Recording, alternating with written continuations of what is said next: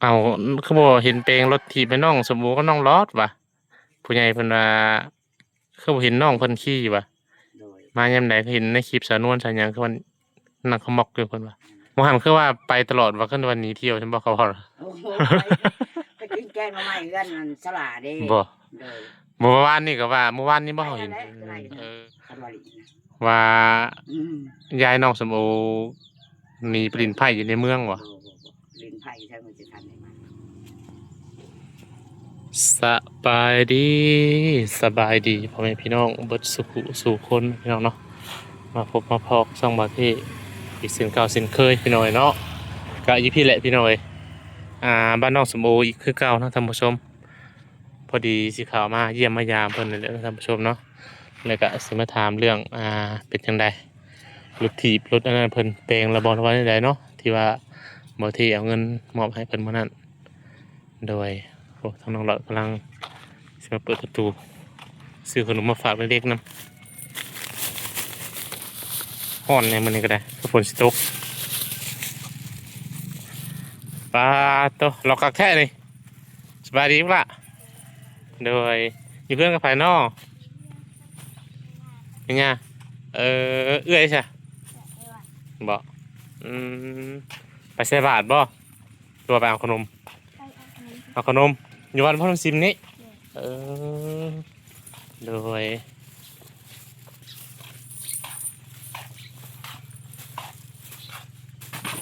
เอาเจ๊เอสบายดีเฮียยังอยู่นั่งอยู่นอนหันบ่ ใช่คุณย่าไปทางไหนเฮียยังได้นะซักเครื่องเครื่องสบายดีสบายดีซักเครื่องให้ร้านบ่หรือเครื่องเจ้าเองป้าเครื่องร้านขนาดนั้นเพิ่นนะโอ้แต่ปวดตกลิ้นตกปะตอดอ่ะหมกไว้เลย หมกไว้เลยตกเนา บ่บ่เดียวตกเนานะเอาไว้นอกร้านตากเสื้อผ้าเขาก็ย่อใส่ไว้อืมตรงนี้มันบ่ตกสารบัดโดยช่างรถเด้อโดยมีเครื่องซักผ้ายังวะอันนี้เนาะปั่นสบายเนาะโดยบ่มีหยังที่อันนี้เอามือซักดิโดยจะมือสักในร้านก็ร้อนแนวบ่แน่แหละเออโดยของเฮาก็ฝึกให้เพิ่นเฮ็ดเองว้าวบักขะแยงเรางามเลยร้านยกไปได้ของนั้นเราจะไปขายบ่เมื่อวานนี่อืมโชะขนมนี่ ใจ เป็นยังไงมื้อนี้เมนูมันขับมาหาบ่ยังยังดิเมื่อวานนี่ดิจ้ะเป็นเขามาขับมาให้เป็นอะไรยังมาแข่งวันได้ขนมนุ่มแต่มาลินในชุดนี้โดยคือบ่โรงเรียนมื้อนี้เป็นหายผักเพิ่นให้พักไข่บ่เพิ่นพายังไงผักออกพรรษาผักบุญพักบุญแล้วบ่ได้เปิดเทอมมั้ยเปิดอันเรียนนะเปิดนี้มือวันวันพฤหัสวันพฤหัสเลย วันนี้วันหยังนี่วันอังคารอังคารเอาปิดมาพี่ที่หนานะ คือเขินๆนะอายเป็นได้ฮะอายบ่ฮะจะอายใครบ่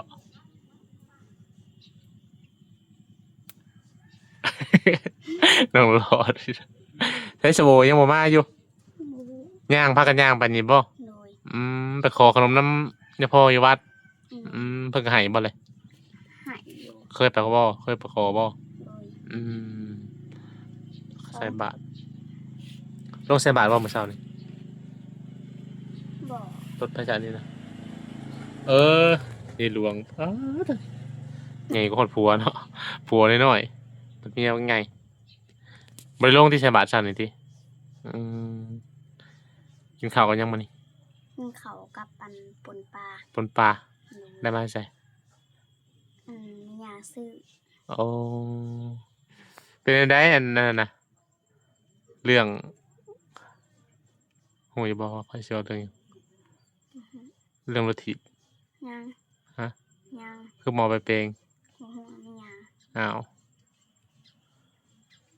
สรุปเราสิเปลงให้อยู่บ่แล้วว่าแนวใดยังบ่ฮู้เจ้าบ่ได้ถามเราบ่เลย จะบรอมเราบ่เลย ยัง อ่าคือบ่เว้า บ่กล้า ว่าคอยบอกให้ไปเพลงมันนั่นน่ะเด้เรือหาเซนเงินนำมันนะแม่นบ่ โดย คือว่าสิไปเพลงแต่มันนั้นยังบ่ได้ไปอยู่ โดย หรือว่าจะบ่กล้าเว้าบ่หรือว่าจังได โดย เราหายบ่คันเว้า กับบ่ฮู้นำเพิ่น อืมแล้วเจ้าบ่อยากขี่บ่สรถน่ะ ขี่อยู่ นั่นแหละเขาว่าให้เอาไปเพลงเงินที่เหลือนะเพลงละทีเพราะว่ามันก็เหลือหลายอยู่เด้เงินก็5เซนเราเว้าแล้วใช้อันนั้นเอาไปแต่มื้อนั้นแต่ว่ายังบ่เอาไปอยู่เนาะ โดย คือว่าเราไปใช้คำว่าหนีเที่ยวนี่หยังเห็นในคลิปเราไปไส เราไปตลาด ไปตลาด โดย บ่ได้หนีเที่ยวสิเออนี่ว่าหนีเที่ยวหนีไปเล่นบุญเล่นศีล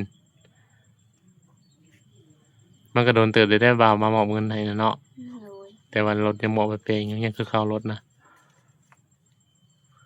พอดีผู้ใหญ่เพิ่นว่าเข้าไปถามมึงดูว่าน้องสมบูรณ์น้องหลอดนะเพิ่นว่าเป็นจังได๋เรื่องลัทธิเพิ่นหยังคำว่าช่วยเพลงน่ะคือบ่เห็นเพลงหั้นนะ โดยมีแต่ถามแม่ย่า อืมเดี๋ยวจักหน่อยบ่าวสิถามเลาเบิ่ง โดย ว่าเป็นหยังเราคือบ่เพลงให้ซุมเจ้าหั้นนะ โดย หรือว่าเราเอาไปซื้อแนวอื่นบ่หรือว่าแนวใด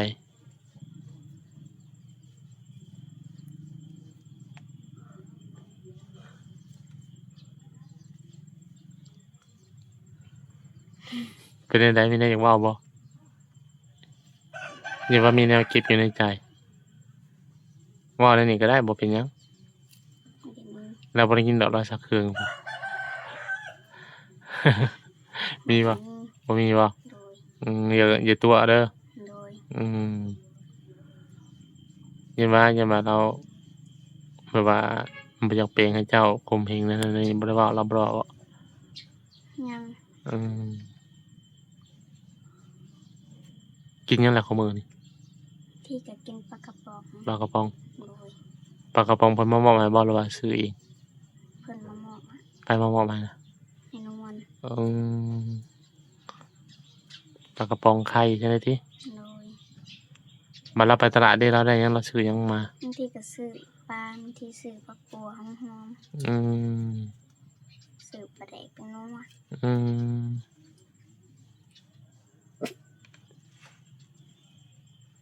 ข้อยก็อยากให้เจ้าได้ขี่รถนั่นแหละ เพราะว่ามันลำบากคนจะไปโรงเรียนเด้ โดย เห็นหมู่ขี่รถเซี่ยวๆจำใจพันยางเอามันก็อันนั้นแม่นบ่แหละ โดย อันนี้เพิ่นว่ามาเพิ่นยังคือเก่าอะจักสิว่าแนวใดพี่น้องเอ้ยเนาะเดี๋ยวจักหน่อยบ่เทสิถามเบิ่งทางแม่ใหญ่เพิ่นว่าเป็นหยังคือบ่อันแปลงรถให้หลานมันหยังน่ะมันหยัง อืม น้อยมานี่มานี่เฮาสิตีเจ้านี่เฮาสิตีเจ้านี่มานี่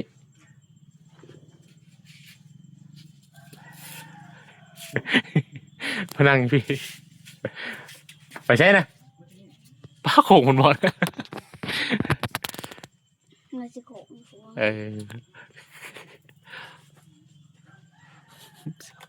ชิหยอกเราเนี่ย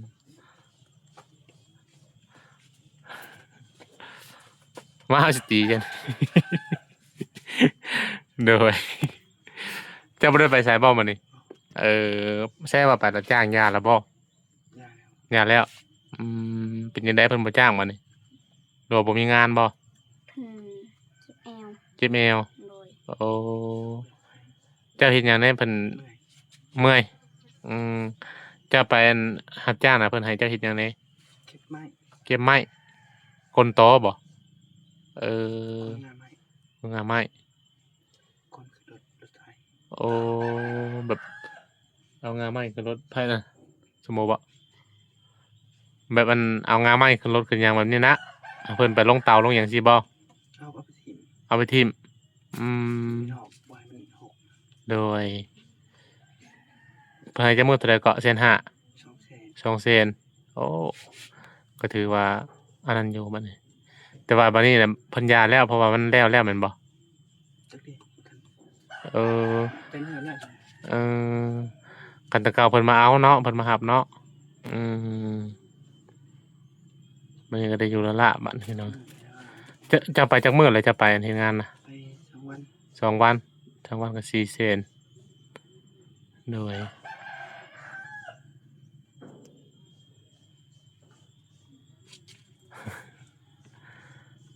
ใช้เอิ้นแม่ใหญ่มานี่ด้วยหาแล้ว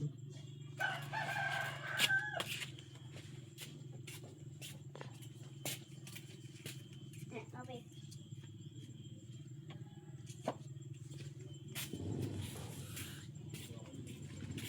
สิมีหมู่มาอยู่นำอีกเลยเนาะเฮือนใกล้เนาะ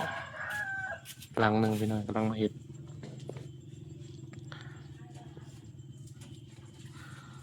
ละมาแล้วบ่ เลยกำลังล้างมือ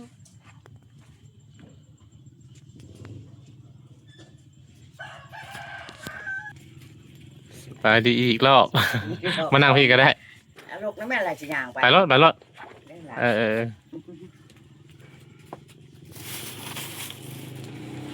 อะไรผู้ใหญ่ผู้นั่งต่ำผู้น้อยผู้นั่งสูง โดย ว่าได้เนาะ ใช้ว่าสิเปลียงรถ น้อยว่าเนาะยามมียามฝน เออ ชื่อกินชื่อยาเนาะชื่อหันชื่อนี้ไปแล้วว่า โดย น้อยว่าหาจักสิถือคนบ่หรือบ่ถือนะ เออ เอาของขวัญเป็นเฮียนซื้อแพบนั่นนะน้อยว่าตัววัชกรบ่ตายดอกว่า เออ เคยย่างดูว่าบางทีเขาอดเอาขน้อยว่าในนี้ว่าน้ำร้านน่ะ โดย โดย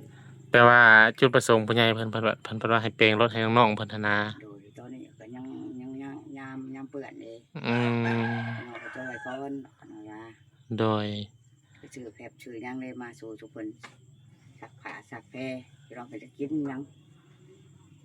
ไอ้หยังขนมหยัง โดย หน่วยอัน5,000นั่นเอง น้ำเต้าบ่ ขนมไข่ เออ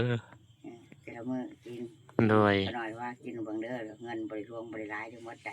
อืม เมื่อได้จะนอนซื้อเป็นนัวนี่แล้วก็ซื้อหันซื้อนี้แล้วซื้อนี้ก็10,000 20,000ก็บ่พอสิอิ่มนะมันน้อย โดยเดี๋ยวแล้วบัดนี้เบิดแล้วแม่นบอกเงินแม่นบ่ โดย เออ ก็ทุกคนไปบุญในเด้ว่าในตอนแรกนี่แล้วก็มื้อนี้แน่ประหยัดกินแล้วบ่มี ไปบุญใช้บุญเพื่อนๆนะ เด้บุญในนี้เด้ โอ้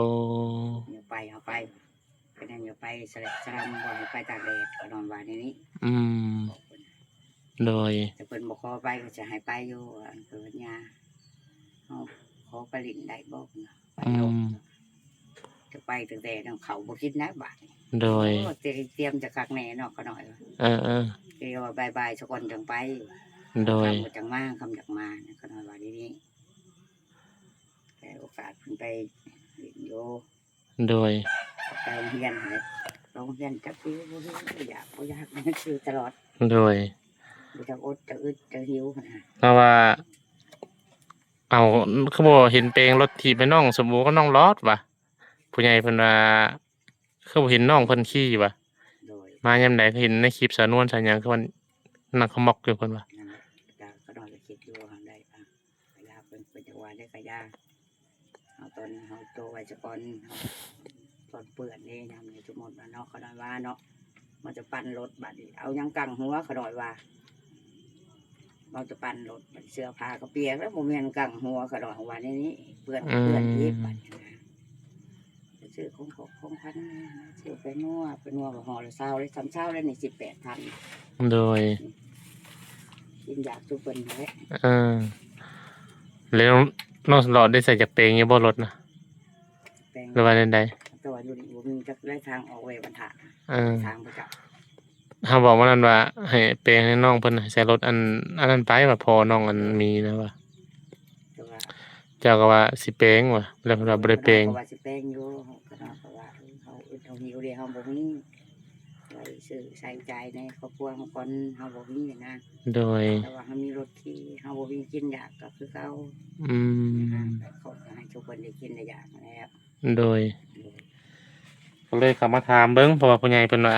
โดย อันนั้นคือเฮาเว้าหั่นแหละ ก็บ่ได้ว่าหยังดอก อืมก็บ่ได้ร้ายบ่ได้หยังดอกแต่ว่าอยากรู้ว่าเหตุผลว่าเป็นหยังคือบ่แปลงบ่นั่นก็คือเหตุผลคือเจ้าก็คือว่าอ่าซื้อแนวอยู่แนวกินก่อน โดย บ่มีแนวอยู่แนวกิน ของขวัญเด้วงแล้ว เออ คนละอันละอันละเด้ของขวัญน่ะ โดยต้องได้ใช้จ่ายหลายอย่างว่าซั่นซะ เน้นประแดกได้เด้ โดยบ่หันคือว่าไปตลอดว่าขึ้นวันนี้เที่ยวฉันบ่เขาพอ โอ้โหไปกินแกงมาใหม่เอื้อนมันสลาเด้ บ่ โดย เมื่อวานนี่ก็ว่าเมื่อวานนี้บ่เฮา ไป เห็น นั่นแหละ เอ แก อง มาใหม่ก็ว่ากันมา ล่าใช่ ลาอันนั้นเด้ลาหยัง ล่าอ้วนนะ บ่ ล่าผู้ ลาผู้ เอ้าว่าเฮือนเราอยู่พี่ไว้นะ อยู่พี่ก็อยู่พุ่นก็ เขาเจ้าไปกินอยู่พุ แม่น อยู่อัน ก่อีก หลัก12พุ แม่นเพิ่นก็ไปขุดจิรอเพิ่นก็ไปหาหน่อไม้เขาน้อยก็เนี่ยอันไปทะเลาะก็บอกหน่อไม้เมียไปทะเลาะเป็นผู้แกง อืม เราจะเป็นคนกินเนาะเขาเป็นแกงแซ่บเลยว่า จะไปน้ำรถจักรเขาบ่ โดยรอขังทะเลาะแหละ เออ ไปครอบครัวพ่อเมียพ่อลูกเพิ่น โดย เห็นคลิปยามใดก็วันนี้เที่ยวตลอดเอ้าไปใช้อีกเด้บ่ ไปก็บ่ได้เฮ็ดหยัง เออ คิดหยังหมู่ให้ อย่าว่านี้เขาไปเที่ยวในเมืองเลย โบ่ บ่ได้ไปดิ บ่ได้ไป เออ บ้านก็เข้าหันเอาหัน เออ แกงหน่อไม้ก็ปากันมาทำเลยเด้ บ่ เพิ่นผู้บ่มีหมกฮุงเพิ่นก็เอาหมกฮุงหน่อไม้เฮาก็พอได้กินเฮาก็บ่เอากินแต่ซอยนะ มันนี่ได้ปลาหลานไว้อยู่เฮือน โดยปลาร้านว่าอยู่เรือนไปแล้วลืมชักของกินไว้ให้ร้านกิน เอา กินอิ่มท้องเต็มแล้วก็ย่า เพราะว่าสัวขึ้นหอดเสียงแล้วนี่แน่ว่าสิเอาไข่ออกมาให้เขากินลืมแล้วว่านี่แล้วคือจะเป็นย่ามเพิ่นอยากกินใช่ไหม เออ พอนี้บ่มีเงินให้ได้แจกไข่คนละ5,000พอนี่ได้10 อืม เพิ่นไปซื้อไข่มาขวบอันนี้ อืม ว่านี่ก็ร้อยไปซื้อปลาได้มาจูกิน โดย โดยเช้านี่ก็ปน เห็นในคลิปคือว่า ก็บ่ได้ไปแนวอื่น เออ เพิ่นว่าเนาะว่าถ้ากินเหล้ากินเบียร์ก็ซาถูกว่าเนาะขน้อยก็บ่ได้มา FC เพิ่นว่าจะบรินไผ บ่ให้ตายก็ได้ให้ว่า เออ พูดก็ได้นะคันว่าลินะ ว่า อืม ยายน้องสมโอมีปรินไผอยู่ในเมืองบ่ ลิ้นไผ่ใช่มันจะทันไหนมา เอามาตะลองกับแมงก็เจ้าจะลิ้นไผ่เนาะ อ่ะยันว่า FC ดอกอันนี้ FC ดอกถามเลย เรากินเราเนี่ยเรากินเรามีเราซื้อไปตะลอง เออ จริงๆเราไปกินในตัวเพื่อนหลังนี่ อืม คันก็น้อยอยากกินแบบนั้นครับคนยากคนใกล้ บ่ กินเองก็ได้ อืม สมุดอยากนะแต่ว่าบ่มาก อันนี้เฮาก็บ่ฮู้ดอกว่าจะปรินไผหรือบ่รินแต่ว่าเว้าตามคอมเมนต์ FC เพิ่นหั่นนะเพิ่นว่ามาเออ เอาบ่ได้ลิ้นอะไร ว่าได้เงินยามใดแล้วจวดรถว่ะ โอ้เขาบ่ตรวจ ข่าวพนันรถว่ะ โอ้ยเขาในเมืองเนาะบางเทื่อเขาน้อยมีเวียกเลยเนาะสมาคมแน่แม่นว่าก็ต้องไป เขาสมาคมอยู่ในเมืองเลย อืม สามศพได้โทรมา อืม นะ ชบหนึงเสียเท่าได๋ฮะ ศพละ21,000 21,000 โดย อืม เป็นว่ายังไงมาเชียร์ไว้ในพวกมันนั่นมันโบราณศพหันโลก โดย 200,000 300,000ได้ว่าหันได้ โดย ดูเพิ่นยังเก็บเงียน อืม สามศพเพิ่นเอาออกแล้ว อืม เอาไว้พอได้ว่าว่าชีวิตตัวเองเนาะ อืมอืม หมดชีวิตตัวเองแล้วบัดนี้ลูกหลานจะต่อไปก็แล้วแต่นะ โดย ทางสมาคม เขาได้ขาดผ่านมาแล้วนะ อืม ตอนเขาเชียร์ สรุปแล้วก็บ่ได้เลินบ่ได้กินเนาะ บ่ถึงเทื่อก็เว้าเนาะ อืมอืม นี่จะเที่ยวให้ยังเบิ่งเนาะคือมื้อนั้นแหละแม่ถ่ายคลิปแม่นวลถ่ายคลิปอยู่เด้อแมงเมาเด้ เออ เข้าใจติ เป็นได้บัดนี้ ปัญหาตอนนั้นแหละอยู่พี่มันบ่มีเด้ ปากเมา อย่าสูบ ฮะ อย่าสูบ อย่าสูบ โดย ไปสูบยาไว้ฮะ สูบอันนี้ก็สูบ เออ สูบ ไปสูบยาเส้น โดย อืม อย่าช่องว่าความแจ้งตัวจริงอัน โดย โดย เจ้าก็สูบยาหั่นเนาะ สูบอยู่ เฮาบ่เคยเห็นจะสูบเทื่อ สูบอยู่บอกว่าบ่สูบสูบ อย่าว่าสูบจอนนี่อยู่เนาะ บ่ บ่ ไอ บ่ จะเสร็จบ่เชื่อมา เอ ให้ก็ได้ อบ่ เบิ่งบ่ บ่อย่าดอก ได้3ล้านก็ได้เขาว่าอันนะ อย่าว่าฟาดใส่จอนนี่ตรงเพลงๆอะ สิว่าถูกจนนี่บ่สิประสดผู้ใหญ่บ่เฮาก็ต้องเฮ็ดอีต้นเพิ่น เออ เพิ่นอีต้นเฮาก็ต้องอีต้นเพิ่น อืม เพิ่นให้เฮากินก็ดีแล้วก็สาธุ โดย คุณของเพิ่นผู้ใหญ่ อืม โดย นี่ก็เข้ามาก็บ่แม่นว่ามาหายมาหยังแล้วหรอกพี่น้อยแต่ว่ามาถามว่าเป็นหยังคือว่าบ่เพลงรถเพลงหยังให้น้องๆเพิ่นหั่นนะ นี่แหละเนาะก็เพิ่นเท่านั้นก็บ่ได้รวมบ่ได้หลายเนาะส่วนลูกหลานว่าอยากขนมเด้ จากนมเด้นี่เคยนี่แหละเฮาก็กินอันสมมุติเฮาแบ่งเนาะคนละกองกับมื้อนี้ก็มาปั้นพอดีมื้อนี้บ่ได้สู่กินได้ อืม เพื่ออยากกินแล้วจะซอยบ่ขนมอันไข่อย่างเด้ โดย ก็ได้กินได้ซื้อนะ โดย ขนมจะให้เนาะกินบ่จักความกินบ่คือฮู้ว่าอึดเห็นกันก็จะว่ามันหมดบ่เป็น เออ ก็ดอยว่านี่ว่าอยู่ให้ร้านน่ะ โดย ร้านบ่คิดหยังดอก FC คอมเมนต์ว่าอาวกับย่านี่อีจังเอาหลานมาหากินเนาะเนาะ อันใดก็ อาศัยกินแต่น้ำหลานหั้นนะ จักอาศัยกินน้ำร้านจักอาศัยกินน้ำตัวเองเลยเนาะ เออ โดยอันนี้เว้าความจริงเนาะ โดย ว่าเฮ็ดน้ำหัวน้ำสวนแม่นบ่ โดย ก็ไผบ่เฮ็ดก็อันนี้กับขน้อยนี้ร้านก็บ่ได้สู้เฮ็ด อืม นะเฮ็ดกินเฮ็ดอยากนึ่งข้าวนึ่งน้ำคือกัน โดย เลยก็บ่อาศัยก็อยู่น้ำอยู่จะได้แล้วลูกหลานน่ะ โดย อยู่จะได้อึดก็พากันอึดหิวก็พากันหิวส่วนหลายหันหลานเนี่ยได้กินกลัว โดย โดย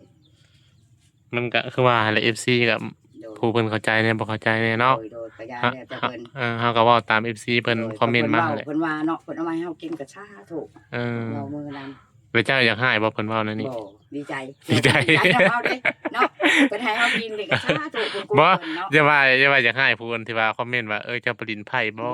ไปอัน ฉันเห็นตัวจริงแหละขน้อยลิ้นบ่ว่าหยังสิยอม เออ อันนี้บ่ได้เชิญสบายอยู่ อืม สบายก็เรื่องว่าอันนั้นนี่บ่สู้ผู้บ่าวเช้าหยังบ่สนอีก โดย ผ่านมาเลยเด้ทุกข์ก็ทุกข์มาพอแห้ง อืม สิหังสิมีก็บ่หังย้อนลูกโดนว่ามีผัวบ่ผู้บ่าวบ่อีกนะ โดย บ่สนนะ บ่สนนาที โดยใช้ดอกว่านะก็ได้ โดย แต่กะว่ามันสิอันนั้นแหละเนาะบัดตีโตออกเชิญ อืม ว่า ๆแต่ว่าเฮาบ่ถือสาเพิ่นก็แล้วเนาะ โดย อืมเพิ่นว่าได้แล้วก็ว่าแม่นบ่ ว่าแล้วก็น้อยว่าอย่าเฮ็ดหยังบ่ได้ว่า เฮาก็บ่ตอบโต้เพิ่น โดย อืมมี จ แต่ ริ ว่า งๆเดี๋ยวก็จะเกิดมาบ่เคยจ้า ที่ เทื่อ ก็มีแต่ว่าเฮาเชื่อใจเฮาเฮาบ่ได้ไปลินไปอันนั้นแล้วก็ยามัน เราผ่านมาแต่กี้คือกันบ่เคย โดย เคยลินแต่ขนาดไปเห็นเขาเจ้าลินตะกี้ในตลาดพวกผู้ยืนเบิ่งซื่อๆยัง ปวดหาง อืม มันนกปดมันเจอกินกาแฟ โดยน้องสโบก็ไปเฮิงอีหลีนี่เนาะ เรื่องแล้ว จะให้เพิ่นไปเอาขนมนํบ่ แล้วก็ จะให้เพิ่นไปเอาขนมบ่ บ่ ไปค่ะ ไป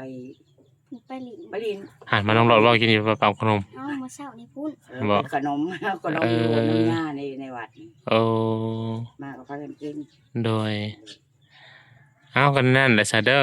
เฮาก็บ่ได้อันนั้นหยังดอก โดย เข้ามาถามมาซื่อ โดย โดยก็เหตุผลก็คือเราว่านั่นแหละพี่น้องเอ้ยซื้ออยู่สิกินก่อนว่าซั่น โดย เดี๋ยวเรื่องรถเรื่องล่างเอาไว้ทีหลัง โดย น้องหลอดอดอีกน้องหลอด เดินเอาเจ้า เคยขี่อยู่ดิ เออ อดก้อน บ่ได้เสียใจบ่ เสียใจได้ก็กินยัง เออ กินจนข้างย่อยบ่ จนทางหน่อย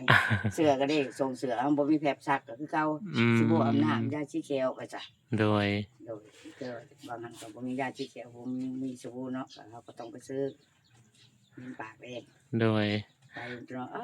มาจะห้องอยู่ในโรงเรียนอ่านหนังสือเพิ่นหมู่สิเมนสีเขียวเป็นสิลบไปอีกบัด อืม ก็ต้องไปซื้อ เอ้า โเลยเป็นคนซื้อ โอเคซะเด้อเฮากลับก่อนบัดนี้มาเลยสบายดี FC เพิ่นแน่โด เอา ย ไปเด้อประเทศ โดย